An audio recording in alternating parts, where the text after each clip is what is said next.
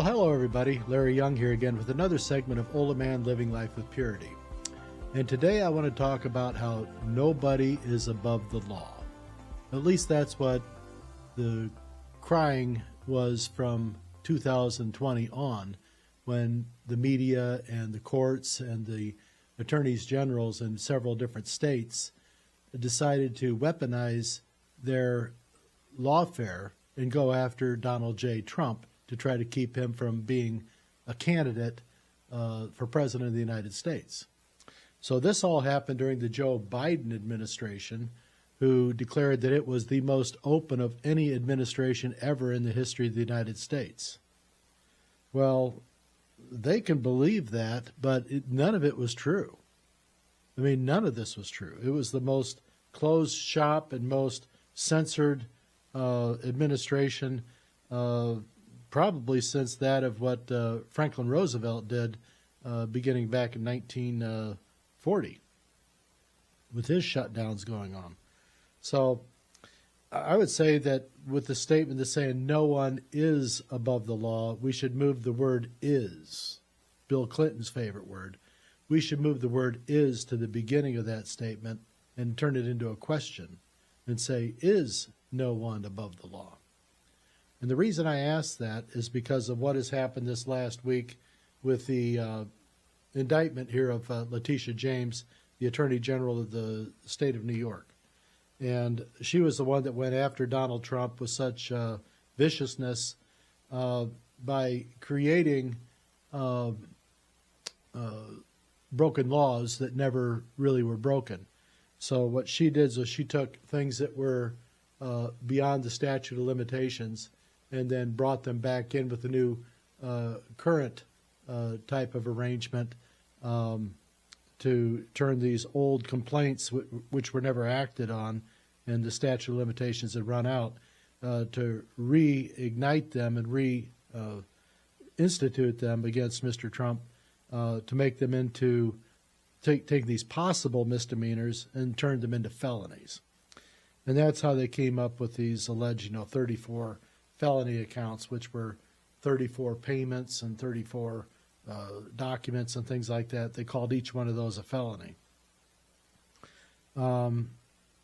There was no victim in his situation. Nobody came forth to complain that they were victimized. The banks who worked with them were all happy with the arrangement. They all wanted to do more business with them. They said they got paid, they made money, no problem. Why are you concerned? Because they never complained to the government, but the government, through Letitia James, through her promises and her campaigns, she was going to get Trump. So this is total weaponization. And things will play out in the world of the public circles out there. I think everybody knows, even the folks that want to deny it, that she's guilty as hell. She signed the documents. She was an attorney. She knew what she was doing. And in her actions, she actually defrauded taxpayers out of $18,000 and was able to put that money back in her pocket. And what is the media and what are other legislative officials trying to answer back now that this indictment has been handed down? They're saying, oh, what's the problem? Everybody does it, so it's okay. Everybody doesn't do it, so it's not okay. Right now there's over 50,000 open cases for mortgage fraud in the United States. Where are these centered? There's got to be pockets of influence where these things are centered, because mortgage fraud is not something that is sporadic. It's something that's taught. It's something that's learned. It's a method that's employed to try to get around the system, if you will. And so I did a little looking into it just on a hunch. And there's 50,000 open cases. 4,000 are being investigated by the FBI. So they must be either interstate situations, or they involve large amounts of money, or there might be other underlying situations as to who these people are who they're connected with, and what types of other businesses they may have going on. So Letitia James had openly signed all these documents, and her signatures are across all this. And with this over 50,000 mortgage fraud cases going on in the United States alone, I looked into it, and 13,000 of these, 13,000 cases come out of Wayne County, Michigan. That's Detroit. What's the city that's just north of Detroit and runs across the top end of the Detroit metro area? Well, it's Dearborn, Michigan. And Dearborn, Michigan has become a Muslim city. Run by Muslims, they actually enforce Sharia law in much of Dearborn over and above the laws of the United States in the local civics. Excuse me, I gotta take a quick little drink here in my new cup I got from the Great Smoky Mountains. It's got the bear on the back. He's so cute. Anyway, 13,000 cases out of Wayne County.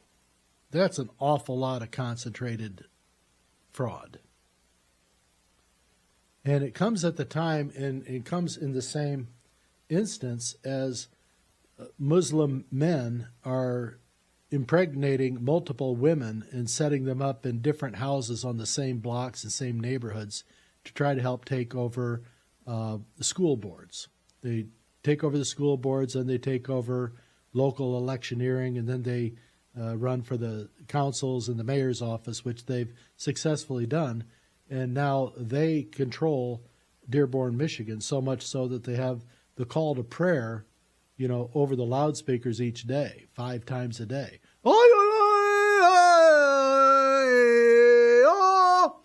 I don't speak Arabic, but you get the message. Imagine having that running through your eardrums 5 times a day and starting at, daybreak. Where they say no peace, no justice. It'd be nice if you get, peaceful sleep. Anyway, that's a whole other topic that is going to be playing out. It's going on in different cities right now. It's going on in Minneapolis. It's going on in New York. It's going on in places in Virginia. It's going on down south, even in places in Texas. They wanted to set up their own town and all like that, and the locals said, no way, you're not doing that here. We're not going to have that kind of jihadism being brought into our communities. And that's really what it was. I talked before about the flood that's going on with the Islamist flood, that they want to flood the world. They don't care about water. They just want to come in and flood your communities, take you over so that they can subjugate you. This is the plan. For everyone to say that Islam is a religion of peace, never has been. Name me one time in the history of Islam that it's been peaceful. They try to point to the 300 years where they dominated the Jews. They made the Jews live underneath them, but the Jews had to pay a price. They had to pay a jizya tax. And this is why the Muslims really want to work this whole conquering and taking over, because what they want to do is subrogate anyone in the West or of a Christian ideology and enforce this jizya tax. They'll allow you to keep your church and to keep your organizations, but you're going to pay for that under their domination. So that is what Sharia law is.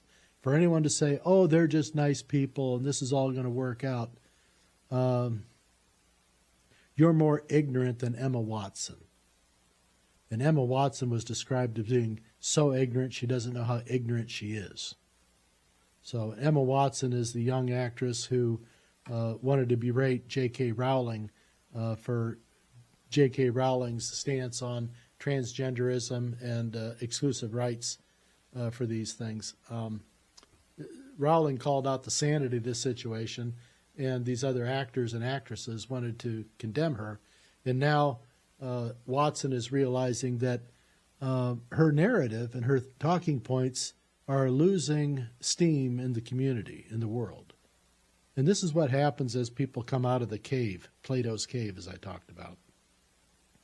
As they come out of the cave and having watched these shadows on the wall and are confronted by reality, it not only stings their eyes, it burns their thinking, and it makes their brainwashed brains hurt. It makes their brainwashed brains hurt an awful lot. And when it hurts like that, they react. And when they react, they want to hurt whatever's around them because they see whatever is around them as the current largest threat against them. So this is a mental illness. This is a problematic situation that we're going to have to deal with. A lot of us are dealing with this in our own families. And a lot of people have had to shut the door on certain family members and say, no, with that kind of thinking, with that kind of attitude, and with that kind of problematic, just thinking, I can't have that around my family, my children, or me, just because it's so toxic. So this is where the sort of the civil war is being played out right now. And you have sympathizers that are sympathizing with the actual enemy that wants to come in and destroy all that's been built by our forefathers under this one nation built under God. And it's coming to a head, and it's going to come to a head very, very quickly. And one of the reasons it's coming to a head is because the masks are coming off. The masks of not only the wokeism and the craziness about having men and women's locker rooms, and about even allowing for like this Sharia law to be enforced on this soil, is not going to rest well with the people who will just consider to be normal, then haven't been affected by this disease type thinking, the brainwashing. So it's going to be a tough year ahead. 2027, I think, is going to be the year of definite change, as Our Lady had said. But it's ramping up, and it's ramping up very, very quickly. AI is maturing very, very quickly. That's going to be very, very dangerous here for anyone seeking information. I just did a couple of Google searches and AI searches here this morning on certain things. And instead of getting information about the questions I was asking, I got a formative lecture. It's improper to even ask these kinds of questions. And I was just asking for details about nationalities and things like that, making applications. Because not that long ago, as part of my business stream, I had been a mortgage loan originator. And as a mortgage loan originator, you have to have what's called an NMLS license. And an NMLS license requires you to take a series of classes, go sit for the licensing test, pass that with a certain incredible majority. I think you had to pass with like an 80%, which is pretty tough because there's a lot of questions on the exam. And it was pretty indicative that AI and Google didn't want to talk about these things. They said this information isn't collected, and I know that's bullshit because it's an actual space on the form that the originator, that would have been me, the person filling out the forms, had to fill out because if it was incomplete, the application would be kicked back, until it was filled in. And that question had to do is, what is the applicant's nationality? And the applicant didn't have to answer. But if they didn't answer, the law stated that the mortgage loan originator, that being me, had to make my best guess as to what they were and fill it in, and then note that it was my best guess. Boy, that sounds secure, doesn't it? So we had found out in the process of doing these loan applications, the backdoor channels were coming back around and through, that as the mortgage loan originator, that being me, if I did not fill that block in with the required information for the application to go through, that the application would be summarily rejected. And also, if I put in there certain nationalities that may have been not Anglo, may not have been Spanish. What was one of the other ones? Well, there was like European you were able to call on. That was supposed to take on all the Slavic countries. And then there was Arabic, being from any of the Middle Eastern states. If I was to put down Arabic, there was a high rejection rate of the loan applications. But if I put down Caucasoid or European, they're almost always approved. Don't know why. Well, I think this 13,000 people in Wayne County, Michigan, Dearborn, Michigan area, I'm just going to say it's probably more Dearborn, but it could be a lot of Detroit area too, so we can't do that. But it's 13,000. That's more than 25% of all the cases in the entire continental United States are being investigated in Wayne County, Michigan. One need only look at the population densities that have changed and the number of homes that have been transacted there in the last 10 years or so. And it's been a heavy, heavy influx of Arabic peoples, Muslims, to dominate this specific area of our country. But what comes with that is a high concentration of mortgage frauds. Now, why is this happening? How is this happening? Well, I believe it has to do with Sharia law and with what these guys are doing to try to increase the populations by having all these women that they call their wives going against U.S. laws. And then they're setting up all these women. They'll go into one house, they'll have 3 bedrooms. Each bedroom will have a pregnant woman inside it until the first baby's born out of these 3.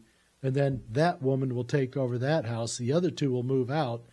And as soon as their babies are born, then they go try to find government assistance here with the big daddy payroll out of the U.S. government to pay the social monies to keep these people alive. So they go get the public assistance.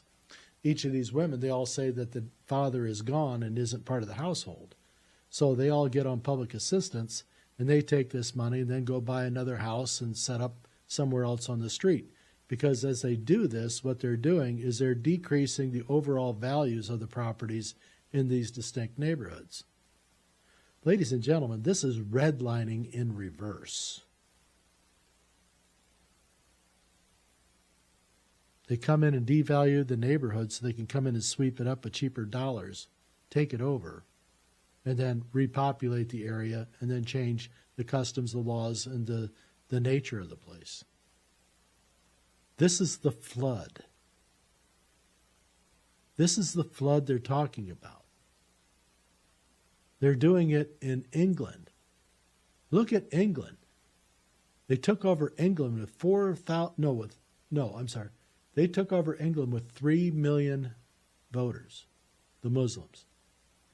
I believe the 11 largest cities in England right now are all run by Muslims or have a high, heavy Muslim influence. And Sharia law follows along with that. Now, Islam in England is a protected class of speech.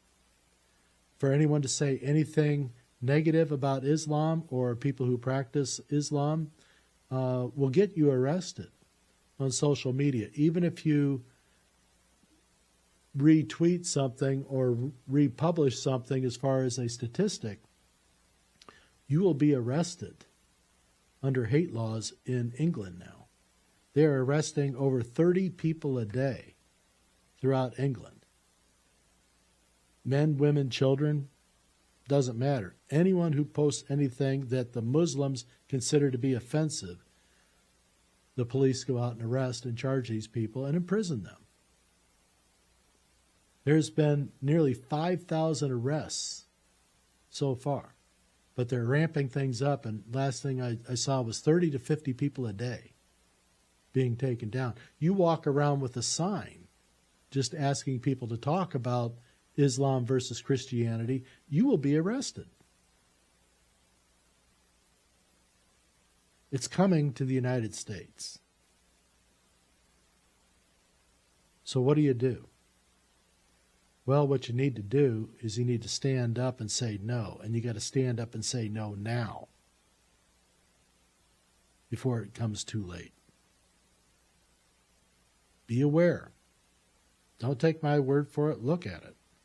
I'll be having Alex back in here next week. Unfortunately, he had a setback. He passed last Wednesday morning at 7 a.m., as he said, one of the largest kidney stones on record. Well, everyone who passes a kidney stone says this is the biggest one ever, but Alex had a really tough week there with these kidney stones, so we're working on his health, and hopefully he'll be back in the chair over here, and we'll have a more robust discussion about this, because he's got a lot to say on it too. But if you care about the way of life, the ideals of a nation under God, and the ability to be able to use your free speech to affect change and call things out, you got to be able to call bullshit out when it's happening. Because if you get afraid to call bullshit when it's happening before you, that's all you're going to get. And I'll talk about the comparisons here with what's going on with the Catholic Church and the shutdown that's coming out of these folks too. They're mirroring the same things and shutting people down. It's basically a form of church arrest, so without the jail cell. But these are real problems. And these aren't racist. These aren't, these aren't mean-spirited. These are trying to protect your house, protect your family, protect your country. If we don't have a country, I'm telling you, if this country falls, you can say goodbye to Jesus in the streets. Jesus will be going underground. And this will be worse than what the catacombs were for the early Christians. I'm telling you, if you don't stand up for it now, it'll all be gone. Don't look to the churches to defend you, because they are going to be the first to capitulate and give in. They always have. Goes all the way back to 1560. The church will cave to the governments. And I'll give you some more information on that then too, which has to do with our great public servant and Dick Durbin, that the church leaders want to give this Lifetime Achievement Award to a man who has been one of the largest, staunchest advocates for women's rights, meaning the right to kill your baby. The man's been in office for 42 years. He's been in office longer than most people on this earth have been alive. That's a long frickin' time. And in that time, over 2 million babies have been aborted in the great state of Illinois alone. And that is probably a low number. Under his direction and his call for women's rights. This, as he claims to be a good Catholic man. That's a lie. Just going to say. So, is no one above the law? We're going to talk about this in upcoming episodes. So, in the meantime, I love you, and I'll be back.